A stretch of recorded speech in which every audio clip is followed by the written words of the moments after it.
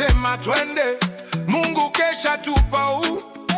Kuta zilikuwa juu sana, lakini amri ni kuzunguka tu. Sauti za baragumu zikalia, kisha ukuta ukaanguka juu. Niko na Joshua wewe, Yesu ameniongoza, nikipiga hatua mbele, kila kuta zinangoka, maana imeshuka tena.